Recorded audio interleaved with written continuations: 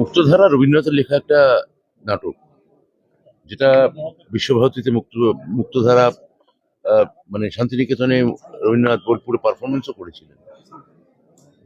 তা এই মুক্তধারা মূল ব্যাপারটা ছিল বাঁধ নিয়ে, এবং যেখানে বাঁধ দেওয়া হয়েছিল, বাঁধ মানে জলের তোড় এসে ঢুকেছিল। আমরা এখানে মুক্তধারা মানে বলতে চাইছি যে মুক্ত চিন্তা, এবং সেটা থিয়েটারের মধ্য দিয়ে মুক্ত চিন্তার আগমন দমদমে আসুক।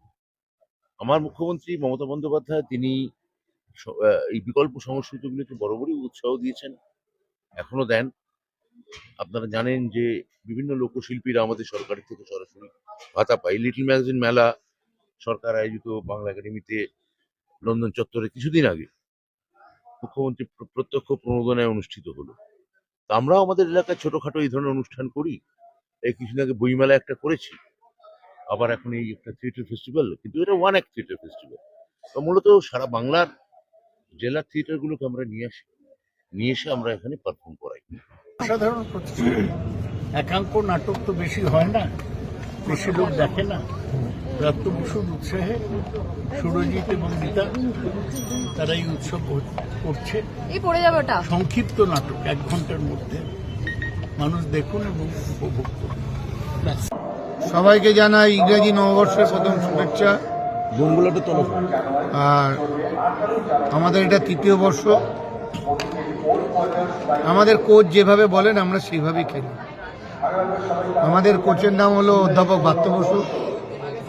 তিনি আমাদের যারা আমরা কাউন্সিলর আছি এদের সবাইকে এক একজনকে এক একটা দায়িত্ব দিয়ে, আমাকে যেমন মুক্তধারা নাটকের অনুষ্ঠান করতে বলেছেন তাই করি, কাউকে দিয়ে বইমেলা, কাউকে দিয়ে মার্গ সঙ্গীত, কাউকে দিয়ে যাত্রা। উনি যেভাবে বলেন আমরা সেইভাবেই দমদমের মানুষের মস্তিষ্কের, রাজনীতির বাইরেও মস্তিষ্কের খিদা মেটাবার জন্য আমরা এই ধরনের অনুষ্ঠান। দাদা, এই নামটা মুক্তধারা এটা মন্ত্রীমশাই দিয়েছেন। মুক্তধারা মানে উন্মুক্ত সবকিছু আর কি। মানে আমরা এই কদিন রাজনীতি বা সামাজিক ব্যস্ততার বাইরে মুক্ত বাতাস সেটাই।